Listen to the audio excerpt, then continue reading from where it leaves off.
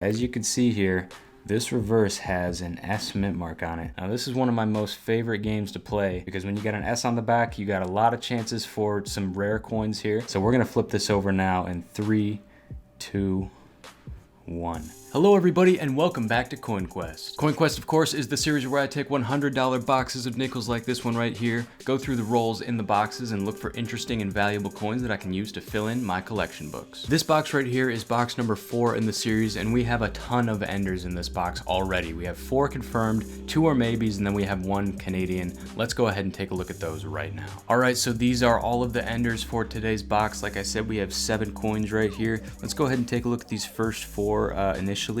So this one is a 1958, I believe, is the date on that one. It's a little hard to see under that flap. I think this is a 1946, and I think this is going to be the oldest confirmed one that we can see. I'd like to mention real quickly that I keep anything prior to 1960.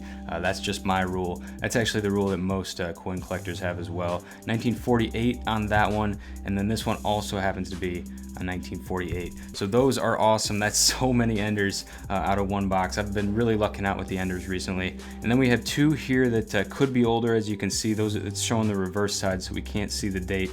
But they do look like they could have some potential for being older. We also have this foreign coin right here, which is kind of interesting to find in the roll, 1998, and as you can see right there, it comes from Canada. And it turns out I am collecting the Canadian coins in this book right here, and we do need that one in the collection, so that's 1 coin already out of this episode that we got into the collection. Now today, as always, as we go through these rolls, I'm going to be using this Quin Coins coin roll hunting placemat to aid me in my coin roll hunting, and of course, if you guys want to follow along, you can see all of the different types of coins that you can find in your rolls. And then if you flip over to the back side, we have this point system that we use to rate the boxes. Another key feature of the coin roll hunting placemats is that we have these key date, low mintage, and low mintage buffalo nickel lists that we can use just in case we find a coin that we suspect to be rare. We can check it on the list and see how rare it actually is. And of course, if you want to pick up one of these coin roll hunting placemats for yourself to aid you in your coin roll hunting, make sure to head on over to quinscoins.com, and I will put a link down in the description below. Now, without any further ado, why don't we go ahead and just jump into some of these enders live. So I'm not going to do all 7 of them live. I think that would take a little bit too long,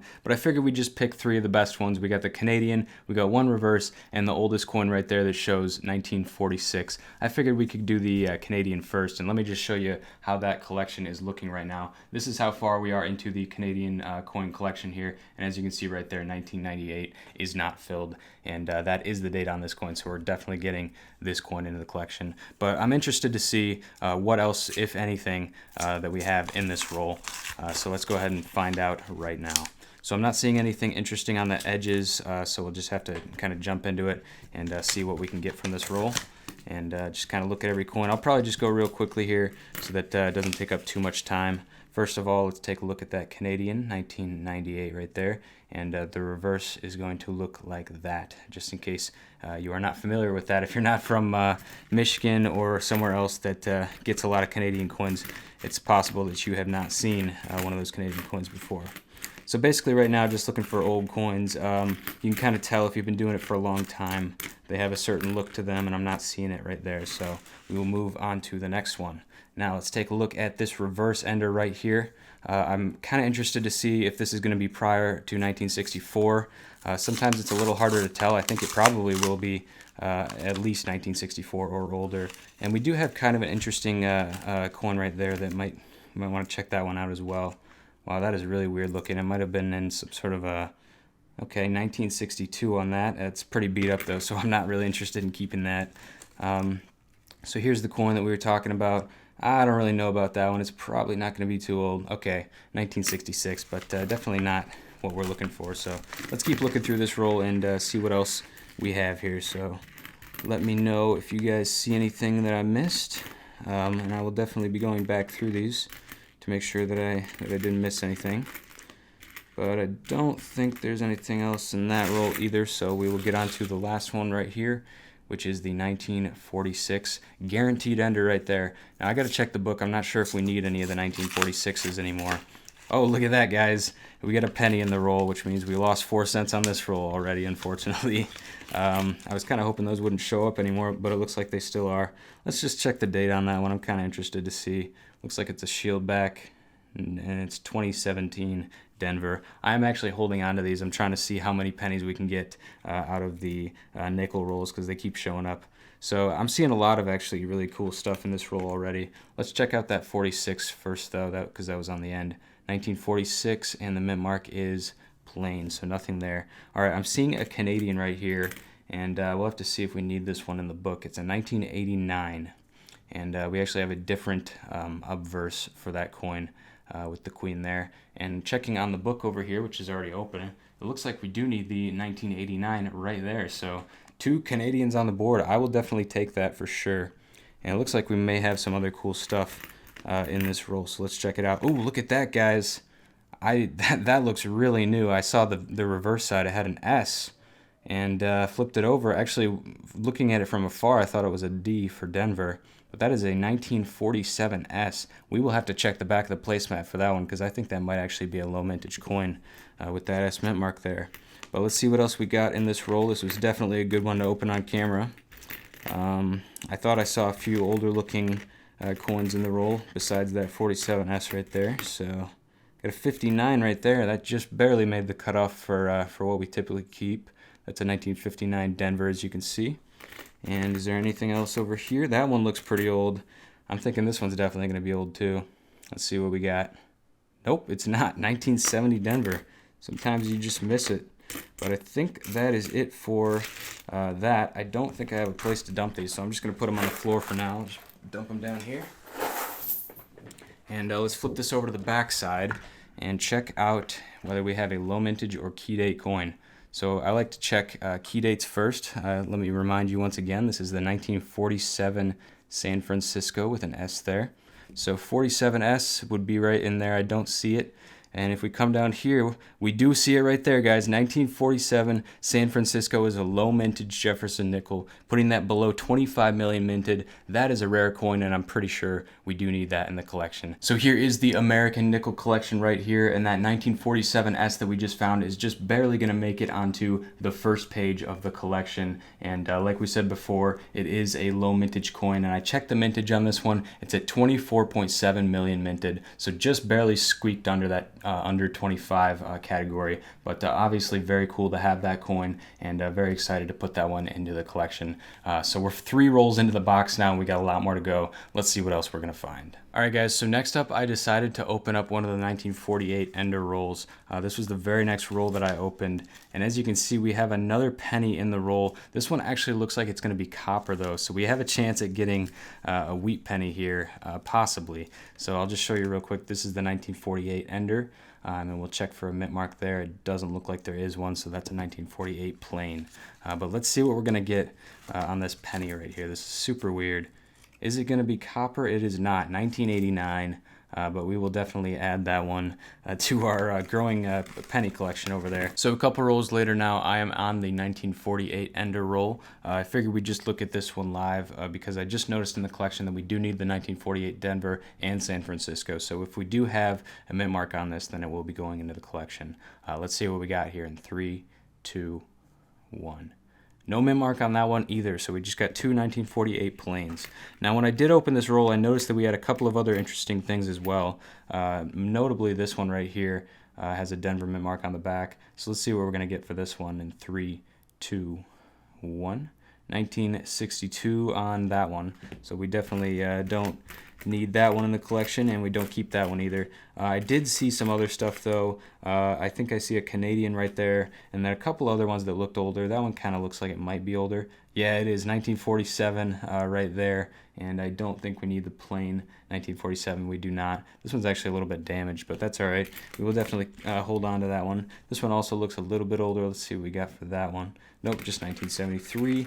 And then we got a Canadian right here, another duplicate. It looks like 1989 right there. So after getting through the rest of the Enders, there wasn't a whole lot that was super notable other than the coins on the ends. Didn't really find anything else, but we just got into this one a couple rolls after the Enders. And I gotta say, guys, the penny thing was cute in the beginning, but it's getting a little irritating right now because every single time there's a penny in the roll, I'm losing 4 cents. And that's kind of not cool when you get 3 pennies in a single roll. This is just getting a little bit ridiculous, I gotta say. So I guess we can just check these out. At least that one's copper. 4, so it's worth a little bit more than 1 cent. But I kind of doubt that these other ones are going to be, just by the looks of them. That one's 1997, and this one over here looks very new, as you can see, 2014. So that's getting kind of frustrating, guys. Hopefully we can find something that's going to make up for it, but if not, then I don't know what to say. These pennies in the roll are getting kind of weird. All right, so I'm kind of surprised. Since we got that roll that had 3 pennies in it, we've gotten a few that had 1 penny each, but it's been about 10 rolls since we've been able to find really anything of note.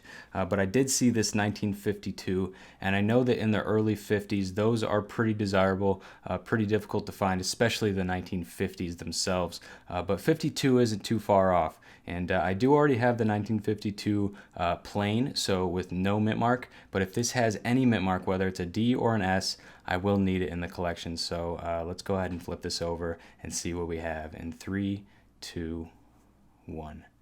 Of course, it's just going to be the 1952 plain, so we don't need that in the collection. But like I said, stoked to get that coin right there. And I think I saw right here we have a coin that has a Denver mint mark on it, and it's in really nice shape. So hopefully this is pre-60s. Let's see what we got here. Okay, so 1964, I probably won't keep that, even though it is in pretty decent shape.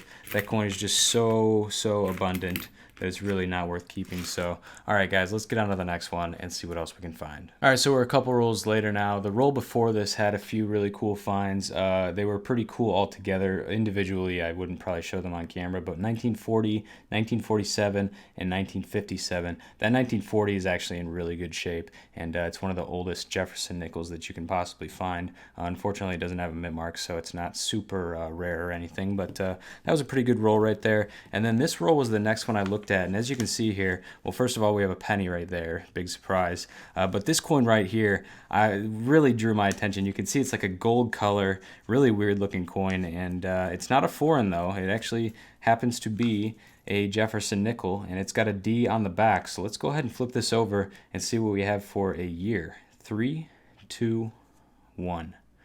1947, guys, and actually 47 with a mint mark. That, like, we got the S earlier, and now we have the Denver. I gotta check the book real quick to see if we have that one, and it looks like we actually don't have that one. It's the only one that we don't have. So this coin is actually going to be going into the collection, and we will have to check the mintage on that one in a second here. Let's go ahead and look through the rest of this roll real quickly. Let's first take a look at that penny to see what we have for that. That's a 1982. It looks like a large date, probably a copper as well. Okay, so let's see if there's anything else in the roll, though. I don't think there is. I'm just looking real quick. Actually, look at that. We got another 1940 right there, and we'll see if this one has a mint mark. It does not, so we will put that one to the side, and let's see what else we got real quick here. I think that's about it for the roll, so we'll push all of that stuff aside, and we'll check the back of the placemat to see if that 47 Denver actually is rare or not. So just flipping over here real quick.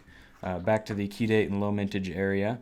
I don't see 47D there, and I don't see it here either, so it's actually not going to be a low mintage or key date, but it is going into the collection, and it's a super weird looking coin. Take a look at that once again. Very beat up, very worn down, and I don't know what caused that sort of rose color tint that it has on it, but I'm happy to have it, and we'll definitely get it into the collection and get on to the next one and see what else we can find. All right, so I'm about 5 rolls later now, and I got a nice roll right here that doesn't have any pennies in it, which is kind of a nice thing to see, and get a nice even spread on this roll. Was just kind of checking out all the coins, and let me know, guys, if you can see the one that caught my attention the most. I'll give you a few seconds and see if you can find it. It turns out it is right here. This coin, you can see the year on it right there. It is 1942, and as you may or may not know, this is a year where they made both nickel and the silver war nickels, and this one doesn't really look like it's going to be a silver war nickel. We'll know for sure when we flip it over to the back, but I'm not really seeing the silvery tinge in that of whatever that weird combination of metals is that they put into these years. So we'll figure this out here in 3, 2, 1. So I'm not seeing a mint mark above the Monticello. I'm also not seeing a mint mark to the right of the Monticello either. So this is just going to be a regular 1942 nickel. No silver in this, unfortunately, and I believe we already have that one in the collection. This one does look pretty nice, though. I think we'll probably replace the one that we have with that one. But I don't think there's anything else in this roll, guys. I'll let you know if there is and I missed something.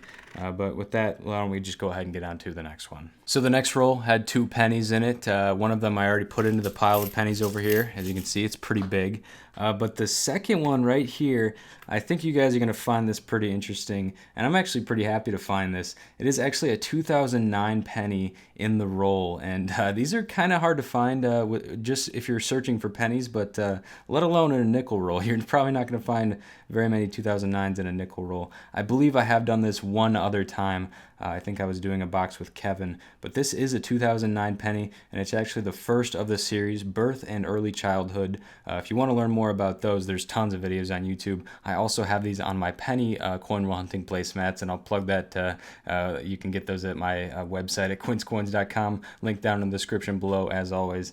But that is super cool to see a 2009 penny in the roll. That almost makes up for all of the other junk pennies that we are getting and losing money on. All right, guys, I don't know what the deal is with this box. This last half has been super unproductive. I think I've gone about 10 or maybe even 15 rolls without finding a whole lot. But we just opened this roll. Once again, no pennies in this one, so happy to see that.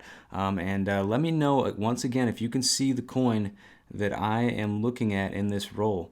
It definitely takes a trained eye, but this is a really exciting one. So I'm going to show you right now. It is right there, guys. This is actually a reverse, which I was looking at. And as you can see here, this reverse has an S mint mark on it. Now, this is one of my most favorite games to play when it comes to the nickel hunting, because when you got an S on the back, you got a lot of chances for some rare coins here, especially if you get into like the 38 or 39. Those would be really cool to see. There's some other ones that are rare as well. So love to see that San Francisco mint and try to guess at what the mint or what the year is going to be on this. So we're going to flip this over now in 3, 2, 1. 1948S. Now let me check the book real quick. It looks like we do actually need that one, guys. 1948S comes out of this box, and we found it in a pretty unique way, as if I do say so myself. So the 1948, like I said, we got a whole bunch of those, but the San Francisco mint right there, we do not have yet. I don't think it's a low mintage or key date, but we will be checking on that. All right, guys, so just went through the rest of that roll, flipped the placemat over to the back to see if we have a low mintage or key date coin, and it looks like I stand corrected. Right there under the low mintage list, you see the 1948S. So that is 2 low mintage coins out of the same box. We're doing really well, guys. I was thinking that like it was slowing down like crazy, but at this point, we're getting some pretty cool coins, and hopefully in these last 10 rolls that we have, we'll get another one. But so we got the 47S and 48S today, both of which went into the collection. And as you can see, just looking at these lists real quick, guys, you see that the S shows up quite a bit. And that's why it's such a fun game to play, because so many of the S mint coins end up being in one of these lists,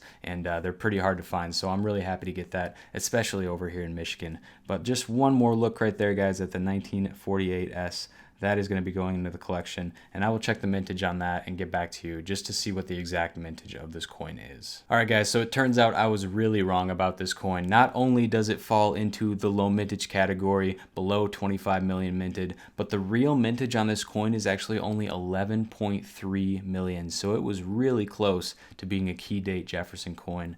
Very, very nice to find that one. That's less than half the mintage of the 1947S that we found earlier. So just absolutely stoked to find that one and put it into the collection today. And we got about 10 more rolls to go, and we're going to see what else we can find. All right, so we are 3 rolls from the end of this box, guys, and I just flipped one out that is definitely going into the collection. I just checked, and we do need this one. Like I said, guys, those early 50s are pretty difficult to find. This one is a 1951, and it happens to be a plain mint mark, so we do not have a mint mark on that coin, but I'll show you right now. That is on page 2 in the collection, and as you can see, this is pretty full, especially on that bottom area, but up here in the 1950s and the 51, 52 area, that 1951 is still needed. So we will be putting that one into the collection, and we have just 3 rolls to go. I will check just real briefly to see if that is a low mintage, but I really don't think it's going to be this time. The plain mint marks don't usually get into that category, but we'll check just in case. All right, so here's one more look at those lists. As you can see up here in the key date range, we have the 1951S. That's not the one that we got, unfortunately, and that's still the one that we need in the collection.